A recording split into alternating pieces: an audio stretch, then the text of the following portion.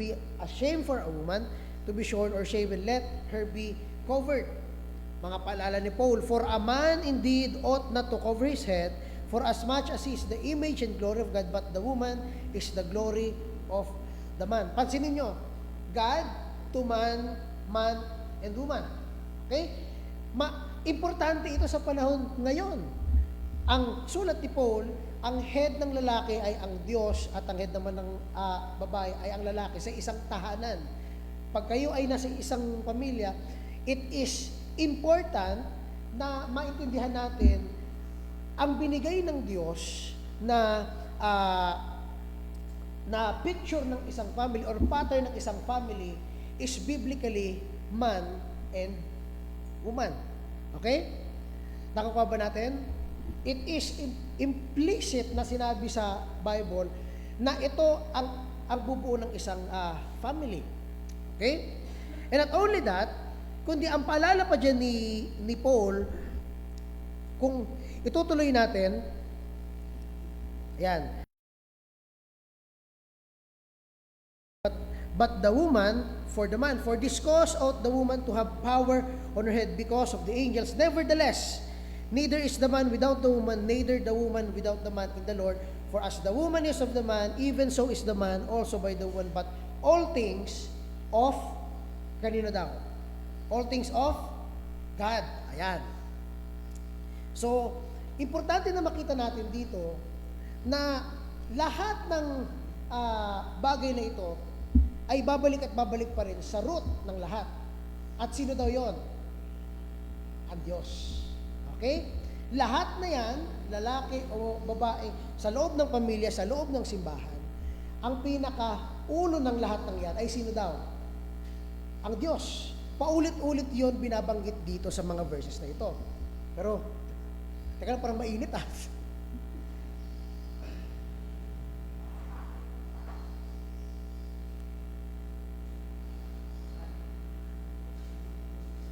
So, inote natin ngayon na walang question sa loob ng isang pamilya, sa loob ng simbahan, importante na alam ng bawat isa na tayo ay nakapaloob, nakapailalim saan? Sa kapangyarihan ng Diyos. Okay? Dapat maintindihan natin yan para mamaya pagdating natin doon sa pag-ano ng Lord's Supper, makikita nyo kung bakit ang isang simbahan, pag nagtitake sila ng Lord's Supper, ganun na lamang ang kanilang paalala sa atin ng Apostol Pablo kung papaano tayo dapat hindi nagkakaroon ng pagkakaiba-iba sa loob ng simbahan. Kung hindi, nasa ilalim dapat tayo ng katotohanan ni Kristo. Okay? So, sa pagkukontinue natin ng pagbabasa, sabi sa verse 13, judge in yourselves, is it comely that a woman pray unto God uncovered, that not even nature itself teach you that if a man have long hair, it is a shame unto him. But if a woman have long hair, it is a glory to her, for her is given for her for a covering. But if any man seem to be contentious, we have no such custom, neither the churches of God. Now in this that I declare unto you, I praise you not that ye come together in the church. I hear that there are what? Divisions among you, and I partly believe it. Pagkatapos ng mga warning ni Paul tungkol doon sa man and woman, napansin niya na parang merong, ano yung word? Division. Merong parang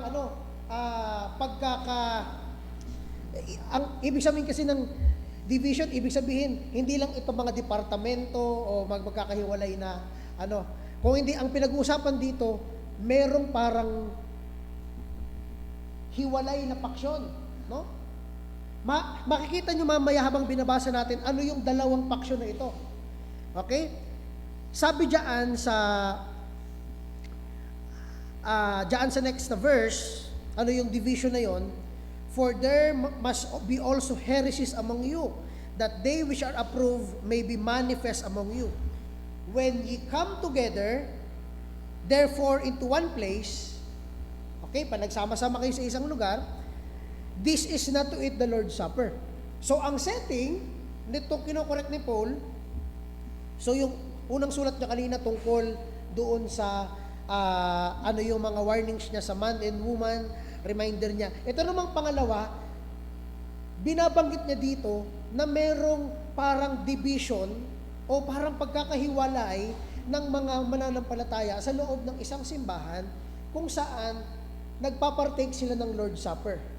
Isa rin ito sa problema na nakita ni Paul sa chapter 11. So ngayon, sabi sa verse 21, for in eating, everyone taketh before the other his own supper. Pansinin niyo yung word na yun. Sa Lord's Supper, ang ginagawa natin ay sabay-sabay tayo kumakain ng bread at ng wine, pero ang napansin ni Paul pag naglo-Lord's Supper sila, hiwalay. Anong nangyayari? Mas concern ng tao kung ano yung kakainin niya. Kumbaga, ang sinasabi diyan, parang inuuna niya yung kanyang sariling pagkain. Uy, ito na yung bread and yung wine and yung fish. Kasi nung panahon na yon, ulitin ko, ang Lord's Supper ay hapunan. No? Hindi lang yung basta hapunan, para yung isang meal o parang isang kainan. Sabay-sabay yung mga mananampalataya at kumakain sila. Ngayon, ito yung isang kailangan natin doon makita, no? Yung meal na yon, hindi lang sila magbe-breaking of bread, iinom ng wine. Doon sa meal na yon, ang dapat yung makita doon, merong mga tao, sabi doon sa nabasa natin, na mas concerned sila doon sa kanilang kakainin kesa yung sabay-sabay na pagkain nila, pag-partake nila ng Lord's Supper. Inuuna nila yung kanilang sarili. Okay? For there must be also heresies among you, which are approved, may be made manifest among you. When ye come together, therefore, unto one place, this is not with the Lord's Supper, for in eating, everyone taketh before other his own supper. Anong sabi dyan? Kumpletuhin natin yung verse.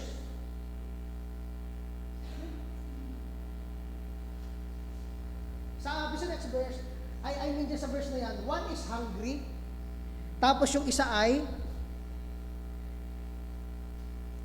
ano yung sabi? One is hungry and yung isa ay drunken. You see that? Isang pag-aalaala na sama-sama, pero ang sabi diyan, yung isa ay gutom, yung isa naman ay lasing na. Ano ngayon ang ini-imply nito? No? Nagtitake sila ng Lord's Supper, pero kung may nagutom, ibig sabihin, sige, kompletuhin nyo, may umubos. Bakit sila nagutom? Kasi wala na silang nakain. Tama. Good. Di ba? Nakakuha nyo? Bakit sila nagutom? Kasi meron ng mga kumain. Pangalawa, bakit meron ng mga nalasing? Na hindi naman dapat paglalasing ang punto dito. Ano sa tingin nyo? Ibig sabihin, merong mga uminom ng sobra-sobra. Hindi lang isa yung ininom nila. Sobrang dami yung ininom nila na hindi yun ang purpose nun. Gets natin? Kaya sinasabi ni Paul, merong division sa church na yun. Bakit? Kasi merong mga nagugutom, tapos merong mga nasobrahan na sa alak. Continuing the verse,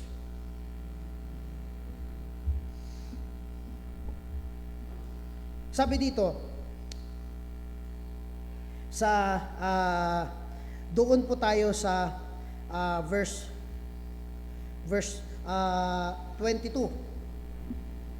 Ang unang word na ginamit dyan ni Paul ay ano? The word what? Ano? What? Wala ba kayong mga bahay para, ano sabi? Para kumain, no? At para uminom. O talagang sinusudya ninyo, no? Dinidisrespect ninyo ang church ng Diyos. And shame them and that have not. Pansinin niyo yung word na shame them that have not. Ano ibig sabihin nun? Ibig sabihin nun, pinapahiya niyo yung mga walang-wala. Gets natin? No? Bakit? Dahil mayroong mga nagugutom. Sino yung mga nagugutom? Doon. Yun yung mga inubusan ng mga nauna at iniisip lang yung kanilang sarili. No? Napaka-importante na makita natin dito na na maliban sa paalala ni Paul, itong church na ito pala ay mayroong division. Ito pala yung division na sinasabi ni Paul. Hindi lang basta division na ay meron sariling faksyon. Itong division na ito ay merong mga taong makasarili na inuuna yung kanilang sarili kaysa sa iba. No? Ang sabi pa sa verse 22, what shall I say to you? Pupurihin ko ba kayo dahil dito? Hindi ko kayo i-commend o pupurihin dahil dito. Sabi sa verse 23, for I have received of the Lord that which also I deliver unto you. Na ano yan? Ito na yung Lord's Supper, that the Lord Jesus the same night in which He has betrayed took bread. At nung pinasalamatan na yung bread, binless na yung bread, binrake niya ito. No? At sabi niya, kunin mo ito, kunin niyo ito, and eat, this is my body, which is broken for you, this do in remembrance of me. In the same manner, He took the cup when He had supped, saying, this cup is the New Testament in my blood, this do ye, as oft as ye drink it, in remembrance of me. For as often as ye eat this bread and drink this cup, ye do show that the Lord's death till He comes. Warning niya, wherefore, whosoever shall eat this bread and drink this cup of the Lord unworthily, the word is unworthily, ibig sabihin, nagpartake siya nito na mali ang kanyang motibo, mali ang kanyang nakalagayan sa harapan ng Diyos. No? Shall be guilty of the blood, of the body and blood of the Lord. But let a man examine himself, so let him eat of that bread and drink of that cup, for he that eateth and drinketh unworthily, eateth and drinketh damnation to himself, not discerning the Lord's body. No? Umiinom daw siya at kumakain ng judgment para sa kanyang sarili. Huhusgahan siya ng Diyos dahil doon sa kanyang ginawa. On verse 30, sabi dito, for this cause, marami sa inyo ay weak and sickly, at ang marami sa inyo ay nangamatay na. For if we would judge ourselves, ibig sabihin, i-check yung sarili, husgahan mo na yung sarili mo bago ka pa dumating doon sa pagtitipo natin every Lord's Supper. Ang sabi dito, we should not be judged. But when we are judged, we are chastened of the Lord, that we should not be condemned with the world. Wherefore, my brethren, when ye come together to eat, ano daw sabi? Tarry one for another. I-consider, pag-isipan nyo one for another. So, ibig sabihin, pag sinabing, huwag kayong magpapartake unworthily, hindi lang yun basta pag-check sa sarili. Ibig sabihin, pag-check rin yun, kung kino-consider mo, pati yung mga kasama mo sa Lord's Supper. No? Lahat ba sila ay meron na? Kakabigay pala ng bread. Tinira mo na agad. Hindi mo hinintay na sabay-sabay kayo mag-aalaala sa Panginoon. Gets natin? Okay? Tarry one for another. And lastly, and if any man hunger, let him eat at home, that she come not together unto condemnation, and the rest will I set in order when I come. Tayo'y manalangin sa pagsisimula nito at hingi tayo ng tulong. May the Lord bless our discussion this morning as we look at our article number 16. This is talking about what we believe about the Lord's Supper. Let's pray. Lord, salamat Lord sa mga verses na binasa namin sa chapter 11 ng 1 Corinthians. We thank you, Lord, sa katotohanan na ito na doon sa pagkausap ni Paul sa mga mananampalataya ay dapat makita namin, Lord, ang importansya ng aming pag-aalaala ay hindi lang, Panginoon, ito solo kami, na nag-celebrate at aalaala, Panginoon, kung hindi, at the same time, ay kasama namin ang congregation at sabay-sabay kami, Panginoon, dito as a church, hindi, Lord, as an individual. Salamat, Panginoon, i-bless niyo po ito na maging maayos po sa inyong harapan at bigyan niyo po kami ng wisdom sa pag-aaral na ito. Hindi, Lord, ang aming sariling kaisipan at karunungan, kundi, Panginoon, ang guidance niyo, ang leading niyo ang magdala sa amin sa katotohanan. Wala nang iba. Sa pangalan ni Jesus, sa kapagligtas. Amen. So let's start with this. Ano ba ang ating stand? Ano ba ang ating pinanghawakan pagdating sa Lord's Supper? Ang Kamalig Baptist Church, ano ang ating pinanghawakan when it comes to the Lord's Supper? Ang Lord's Supper, again, is a memorial of what Christ had done para sa mga mananampalataya. So, each time na tayo ay nagpa-partake sa Lord's Supper, sabay-sabay tayo nagpa-partake ng bread at ng wine. It means this thing. Sabay-sabay nating inaalaala ang ginawa ng Panginoon para sa atin. So, let's start with this. Simulan natin sa pinakaunang point ng ating article number 16. Okay? Ayon dun sa ating mga napag-aralan from the previous Sundays, yung history ng Lord's Supper ay Passover, at yung Passover ay tungkol sa pag-alaala ng pagligtas ng Diyos sa Israel. Ngayon, ang Lord's Supper, ayon doon sa napag-aralan natin ng Sunday, ay pag-alaala ng ginawang pagliligtas ni Kristo para sa atin. No? So ito ang kumumpleto sa Passover. Ang Lord's Supper ay ang final na pagliligtas ng Diyos, hindi na lang sa mga Israelita, kung hindi para sa atin, para sa mga mananampalataya sa Kanya. So, bilang isang nag-a-attend sa CBC, ito ang ating pinapaniwalaan. Okay? Pwede pakilabas dyan doon, yung doon sa pinakahuling part. We believe that the Lord's Supper, kung meron kayo pasulat nyo, we believe that the Lord's Supper is not a sacrament. Hindi ito rituales, hindi ito tradisyon, no? We believe that the Lord's Supper is not a sacrament, but a solemn ordinance placed in the church by our Lord. No? Hindi ito sacrament, yan ba? But a solemn symbolic ordinance placed in the church by our Lord. Ito ang unang statement sa ating article of faith. Why do we believe that the Lord's Supper is not a sacrament, but a solemn symbolic ordinance? Okay? Bakit nga ba? Mga kaibigan at mga kapatid, ito ang isa sa pinaka-importante. Ito ang pagkakaiba natin sa ibang mga faith. Bakit? Kasi hindi siya sacrament, hindi siya ritual, hindi rin siya kahit na anong bagay na makakatulong sa iyo, sa iyong buhay, no? Sa iyong kaligtasan. Ang bread at yung wine ay normal na bread at wine at hindi mga bagay na ritualistically magagamit mo para mapatawad ka ng Diyos, o para hugasan ng kasalanan mo, o para bigyan ka ng kaligtasan, o para makapunta ka ng langit. Pag nag-take ka ng Lord's Supper, hindi ka mabibigyan ng ganong klaseng benepisyo. No? Kung pwede mo dyan doon pakilabas. Not a sacrament.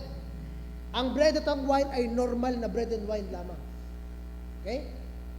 Hindi yan makakadagdag sa iyong kaligtasan. At hindi dahil dyan mapapatawad ka, ay, magtitake ako ng Lord's Supper para patawarin ako ng Diyos. Mali po.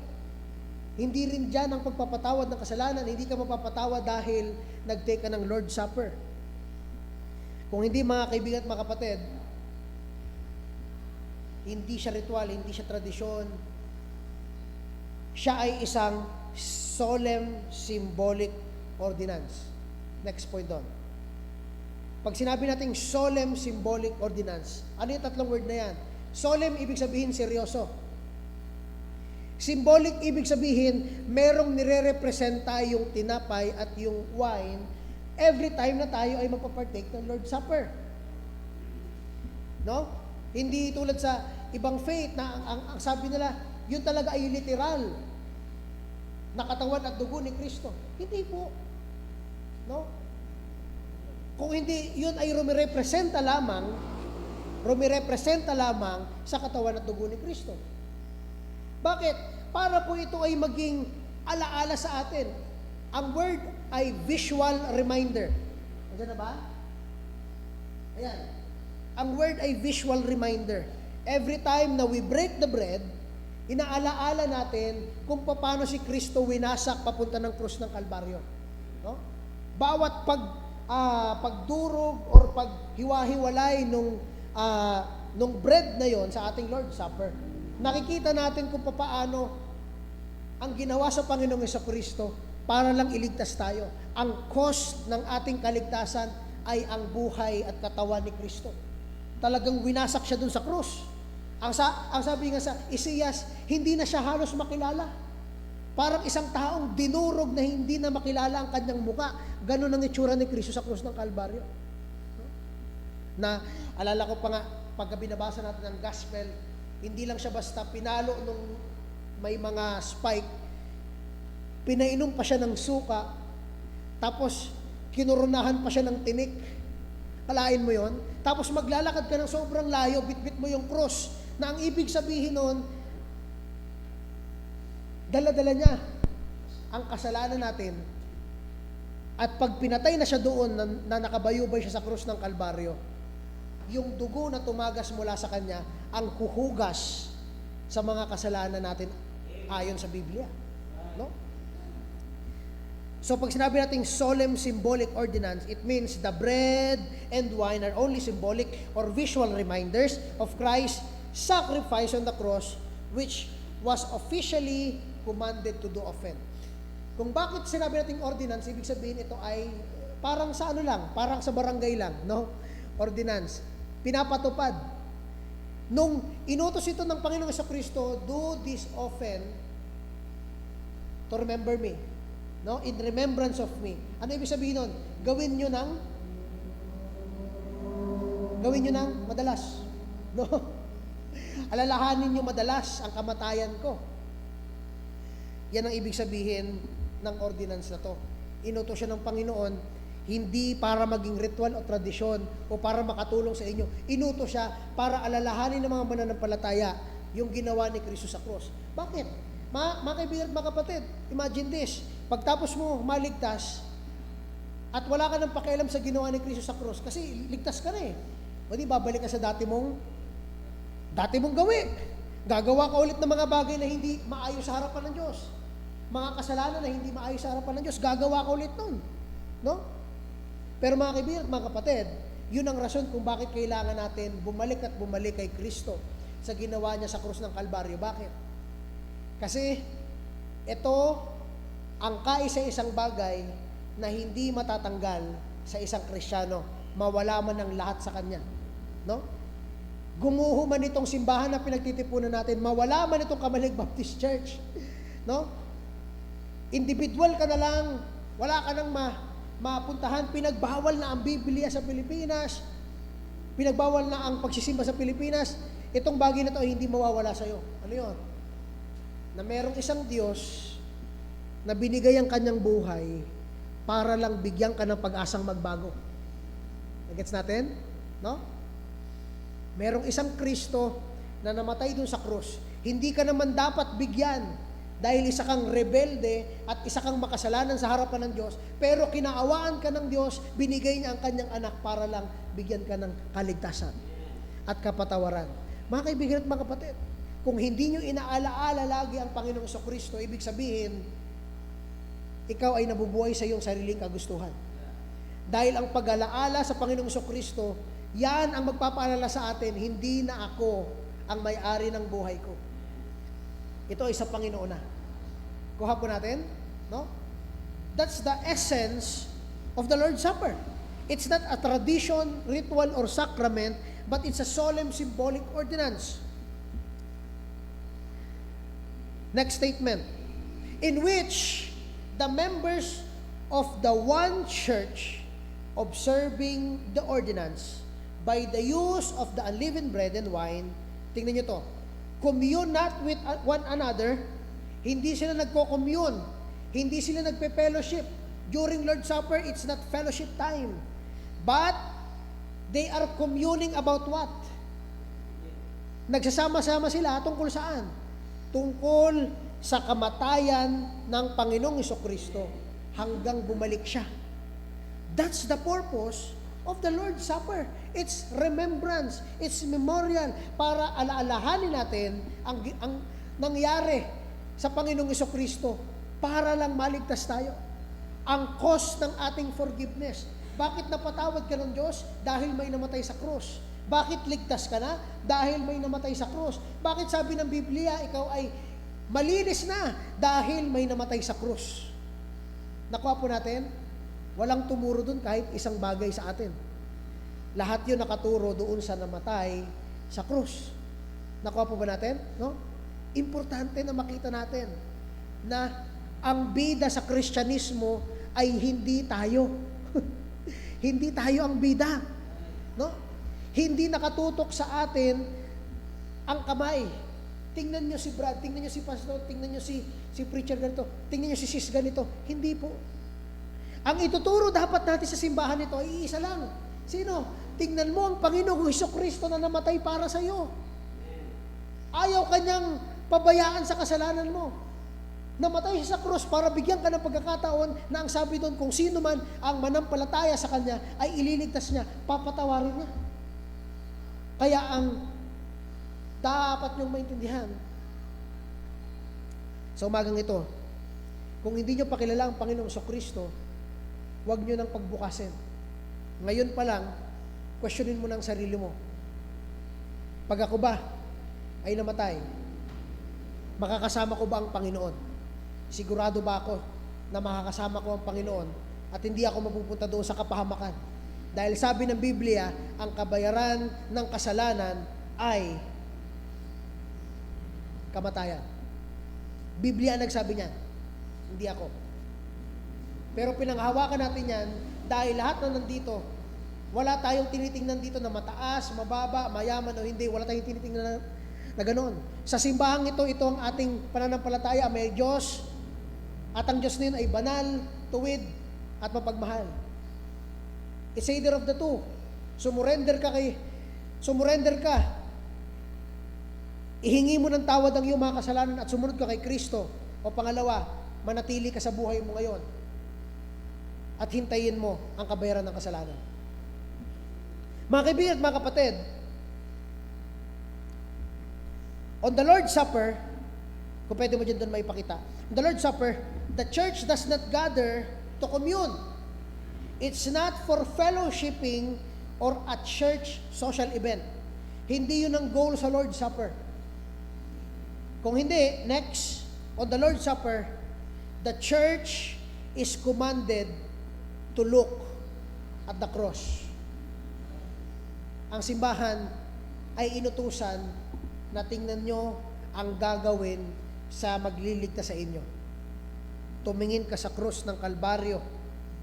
A serious reflection on what cost our salvation and freedom. Ang focus dapat natin ay saan?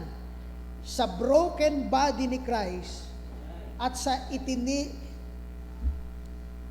sa dugong dumaloy mula sa Kanya. Yan ang focus ng Lord's Supper. Nakuha po ba natin? No? Ibig sabihin, pagdating ng Lord's Supper, hindi dyan question kung gaano ka ka-perfect, kung gaano ka kabanal, kung gaano ka kalinis sa harapan ng Diyos. Ang question dyan ay hinanda mo ba ang sarili mo na alalahanin ang ginawa ni Kristo para sa iyo? No?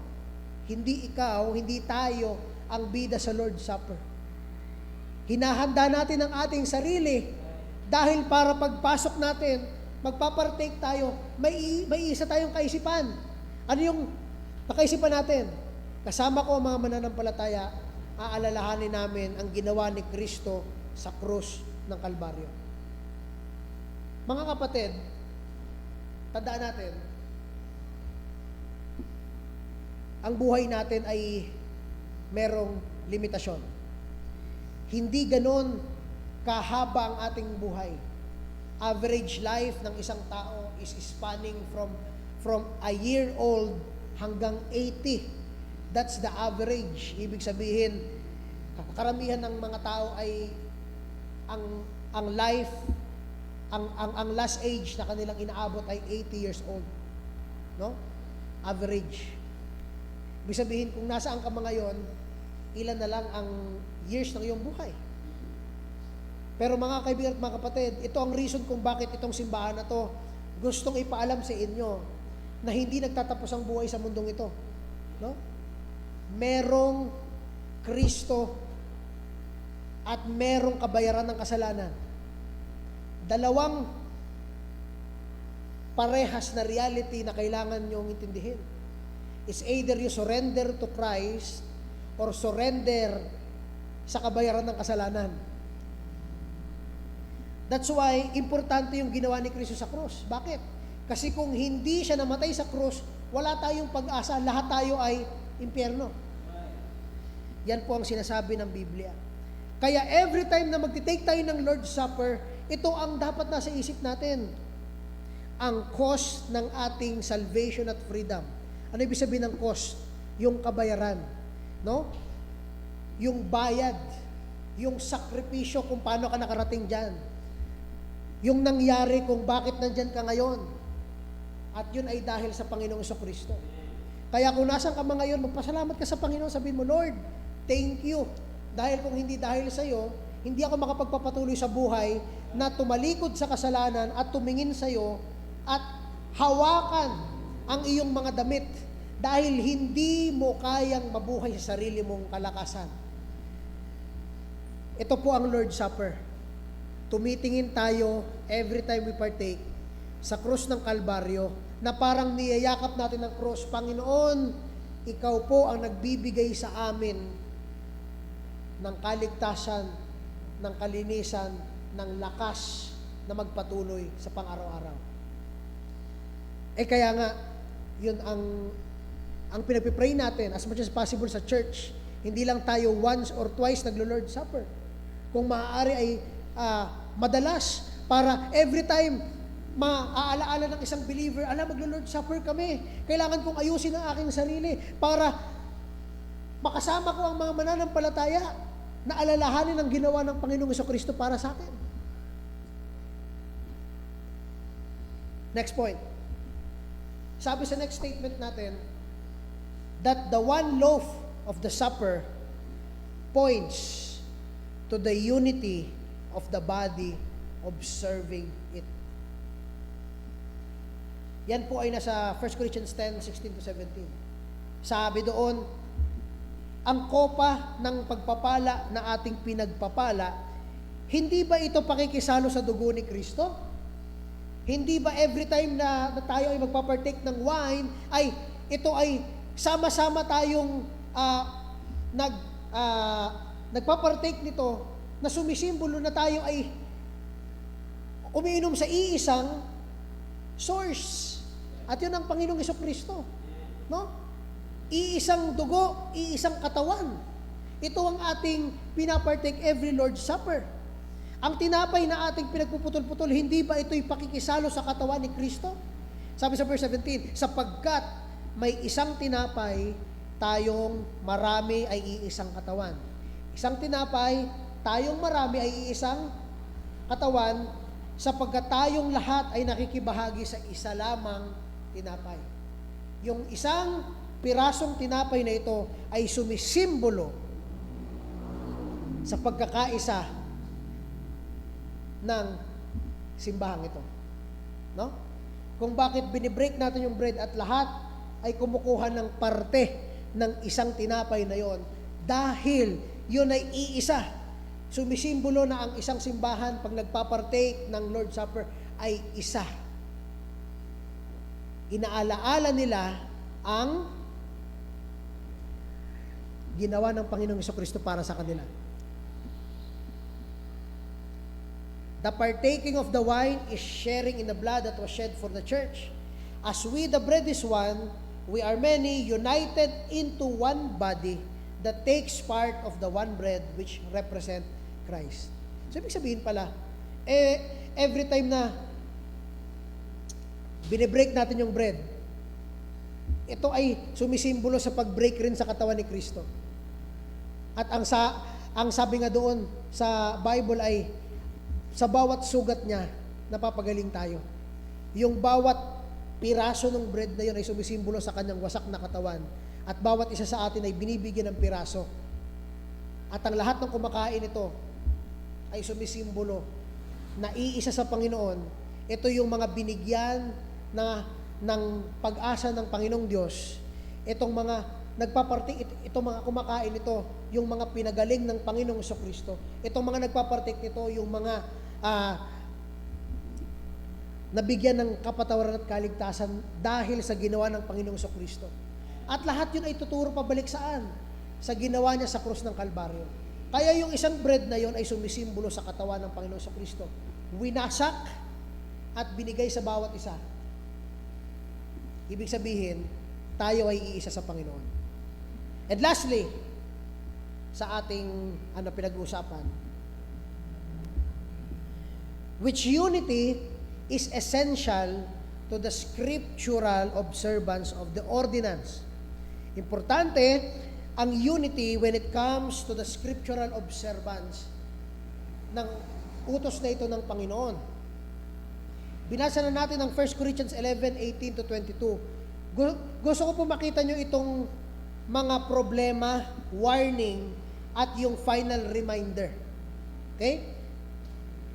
Dahil sometimes, nane-neglect ng mga nag-share nito na ang Lord's Supper ay tungkol sa atin. Sa atin lamang. Pero, ayon sa nabasa natin kanina, ang Lord's Supper ay hindi lang tungkol sa iyo. Ito ay tungkol sa kongregasyon na kasama mo, na sabay-sabay kayo magpapartake ng bread at ng wine. Tingnan natin ito.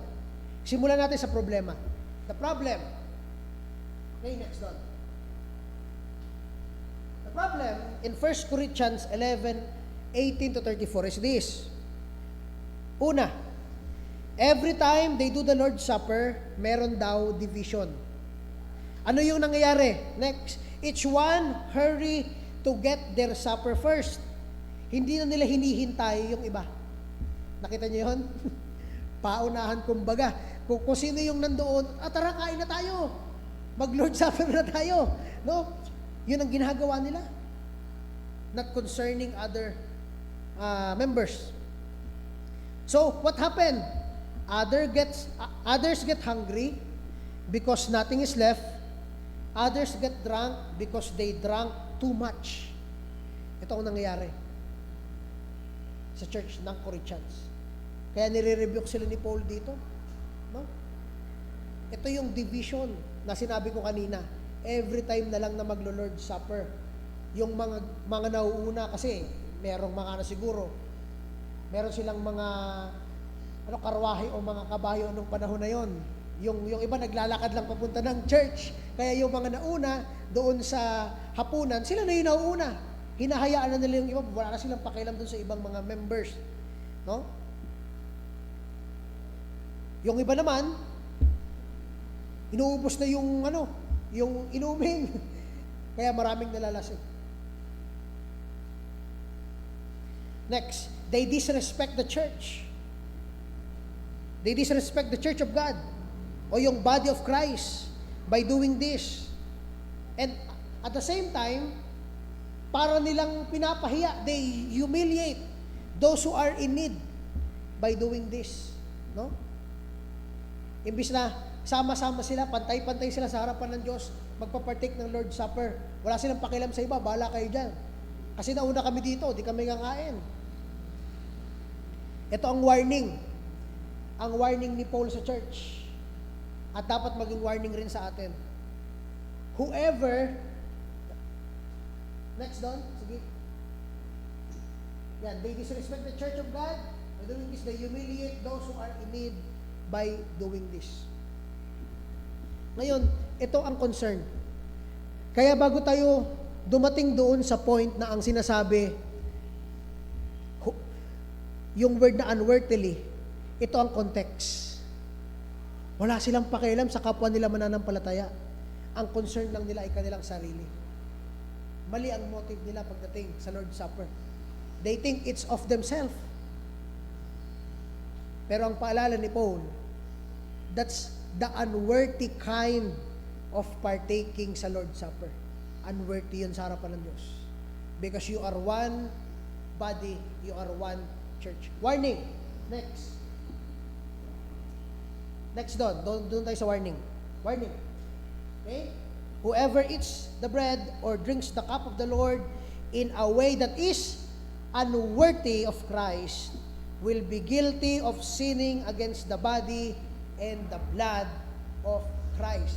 Sino man ang magpapartake na hindi worthy kay Kristo will be guilty of sinning against the body. Ano ibig sabihin ng against the body? Against the church. Against Christ mismo. No? So, anong ibig mo sabihin yan, Brother David? No? Kung yan ang warning sa atin, anong ibig niyan sabihin? Yan po ay sinagot ng verse 28 and 31. Okay? Sabi sa next point natin, a person must examine and judge himself and his relationship to Christ, recognizing our shortcoming and correcting our behavior. No? That's the point. That's the point. So, ibig sabihin, pag hindi ka nagpartake ng Lord's Supper, hindi mo ginawa ang iyong homework, hindi mo ginawa yung assignment mo. Na ano?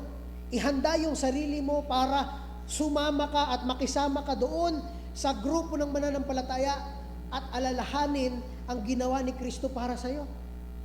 No? This is a most important event sa isang church nung panahon na yon.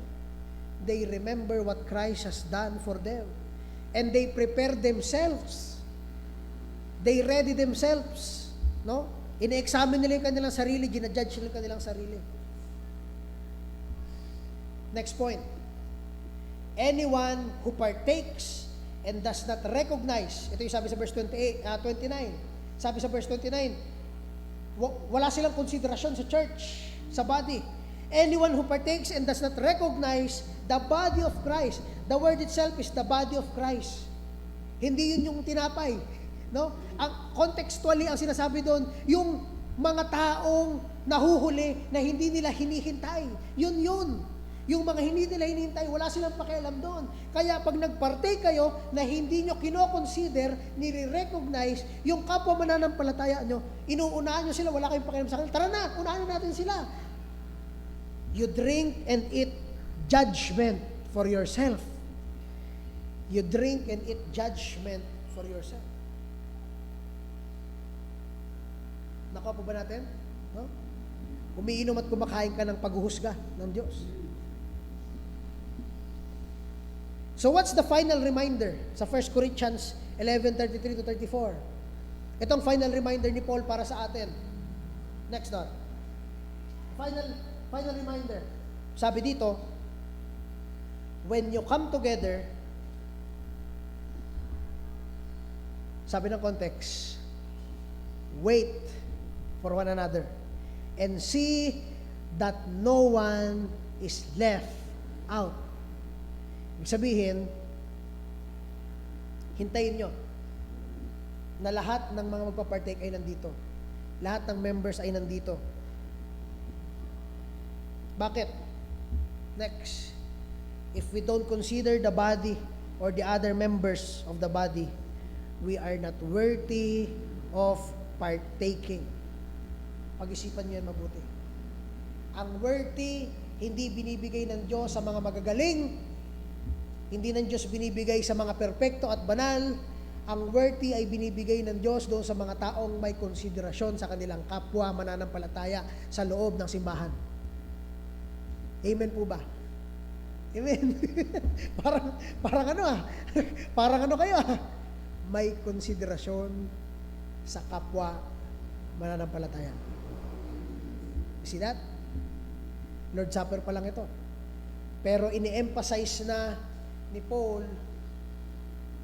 Ano nga sabi niya sa verse 1? Ang sabi niya sa verse 1 ng chapter 11 ay ganito. Be ye followers of me, even as I also am of Christ. Sumusunod ako sa Panginoong Kristo. Kung hindi nyo kaya gayahin ang Panginoong Kristo, kahit na gayahin nyo yung ginagawa ko. See that? Yun ang sabi ni Paul sa verse 1. That's why, binasa natin from verse 1, yung warnings niya sa man and woman, hanggang dito sa warning niya sa church, sa division. That's the context, that's the point. May division sa church. Ito ang reason kung bakit pagdating sa Lord's Supper, importante na nagkakaisa tayo. No? Walang parang hiwalay, walang merong sariling pag-iisip o paksyon, no? Lahat tayo nagkakaintindihan, naghihintayan, sabay-sabay tayong mag-aalaala sa ginawa ni Kristo sa krus ng Kalbaryo. Nakuha po ba natin? No?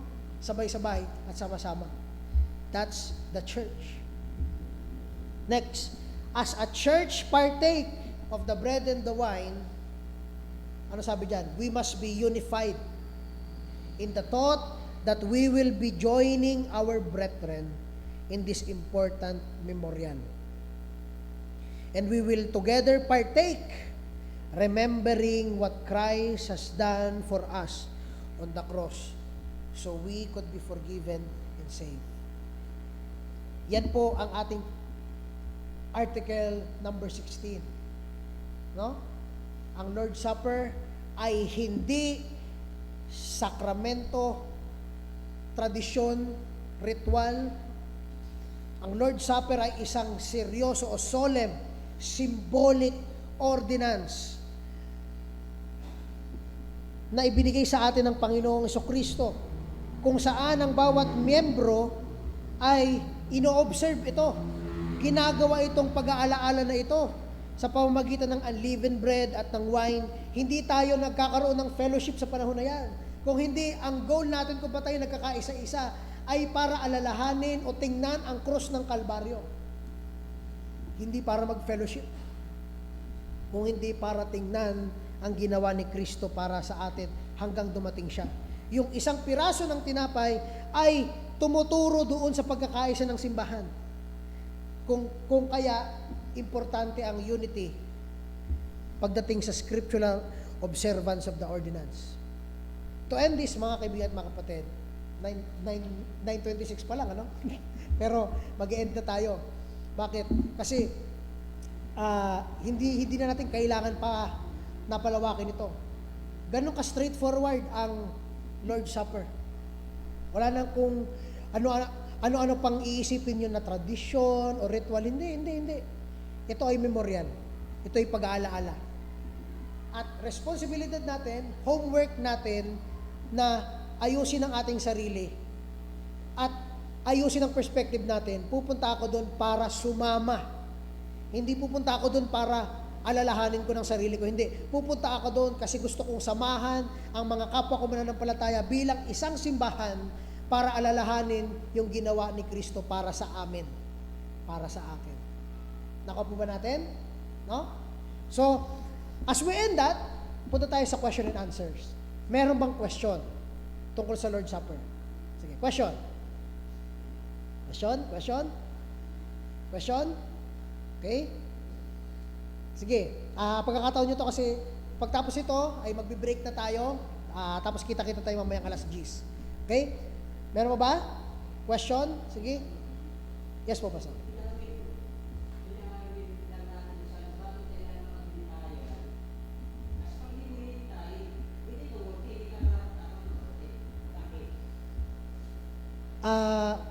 Pag hindi hinintay, hindi karapat dapat mag-party. Opo.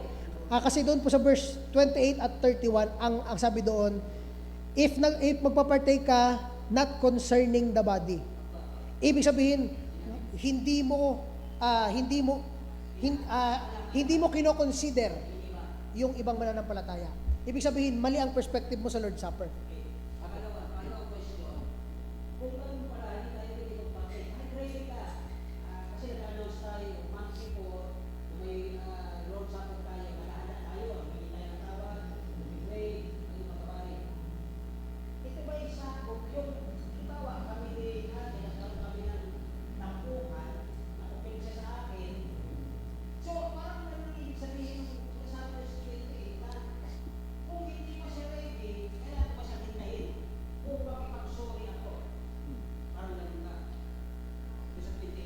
Yan, pagdating po doon, Pastor, ang pinaka-importante doon is yung members ng church ay sa pag-take ng Lord Supper, tandaan po natin, hindi lang siya basta bread and wine, yun ay merong meal nung panahon na yon. So pagdating po doon, kung ilalagay po natin siya ngayon, meron po tayong schedule. So yun po, na-schedule na yon ay supposed to be is alam na dapat ng mga members na sa oras na to ay sabay-sabay na tayo doon para mag-partake. Ngayon, kung hindi ka pa ready, no? Ipapaalam mo yon na hindi ka pa ready kasi ang pinaka-point natin doon, yung mga ready na mag-partake at hinanda nila yung kanilang sarili, handa silang mag-partake. Pero yung mga hindi magpa-partake, ang danger kasi noon, pag nag-partake ka kahit hindi ka ready, ikaw ay huhusgahan ang sabi doon, you will be judged. You will eat and drink judgment, ang sabi doon. Kaya, ipaalam mo agad, sorry, hindi po ako ready. Diba? Pero, kung ikaw ay isang mananampalataya at ibinigay yung announcement sa atin 1 month before,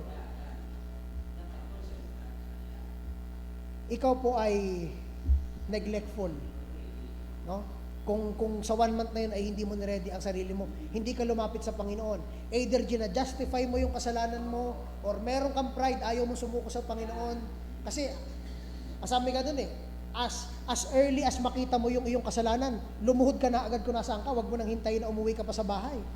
Ang sabi ng isang preacher na narinig ko, as early as, yun yung word niya, as early as, manotice mo yung kasalanan sa sarili mo. Huwag ka na maghintay pa mamaya, lumod ka na kung nasaan ka, humingi ka ng tawad sa Diyos.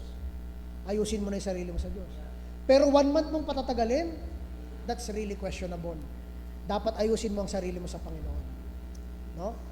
Secondly, naman, pagdating naman doon sa mga mananampalataya, ito ang dapat natin tandaan. Sa atin pong pag-partake, ang sabi nga ni Pastor na kanina, is dapat ba tayong maghintay? So, ibig sabihin, pag ang time natin ay, example, 5 o'clock, dapat nandun ka na ng 5 o'clock. Kasi kung hindi, ibig sabihin, yung church pa yung mag-a-adjust para sa'yo. Huwag naman sana, no? Pero dahil meron tayong schedule, ayos natin yung ating oras. Thirdly naman, para sa mga members na alam yung kapatid nila ay nag-i-struggle doon sa pinagdadaanan na yon. At parang doon sa 1 month na notice, wala pa siyang naginagawa para sa kanyang sarili. Maging concern ka. No? Kasi ang goal natin, gusto natin sila makasama Gusto natin sila makasama na mag-alaala ng kamatayan ng Panginoon para sa atin.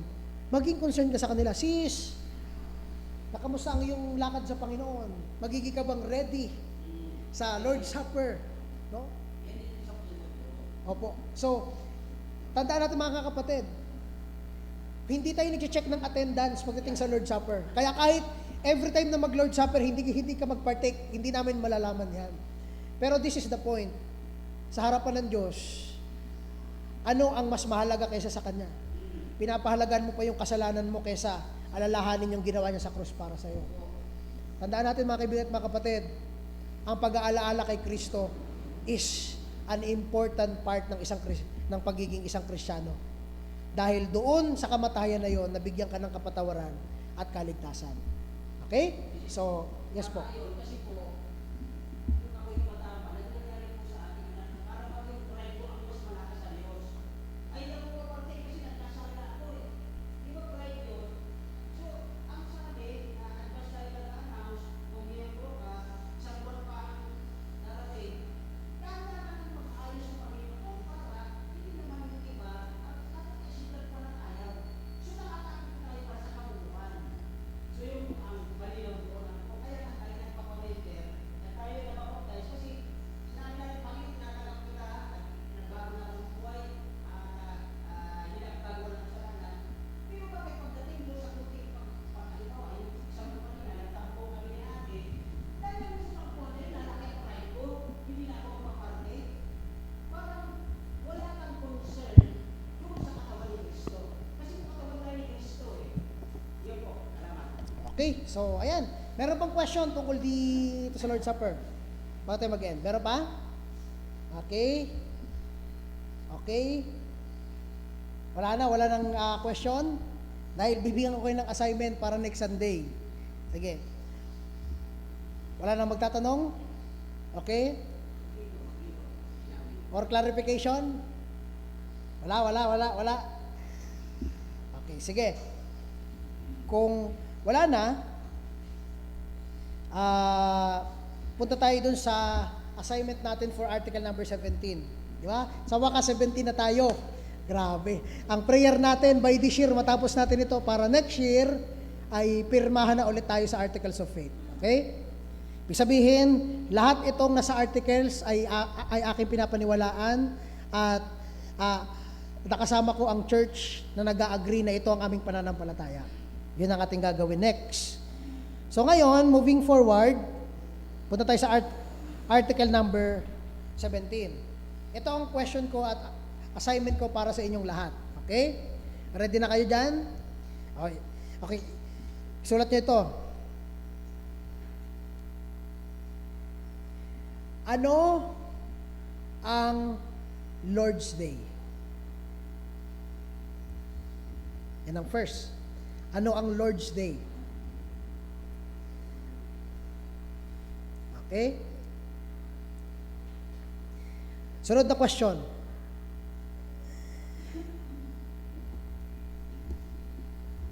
Ano ang ginagawa during Lord's Day? Yan. Ano ang Lord's Day? Ano ang ginagawa ang Lord's Day? Anong ginagawa sa Lord's Day?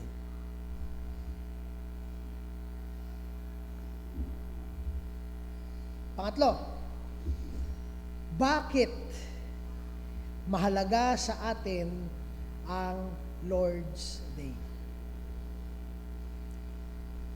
At bonus question, kung ito ma-answer nyo, pauunahin ko kayo sa lunch next Sunday. Pang-apat, anong pagkakaiba ng Lord's Day sa Sabbath Day? Okay?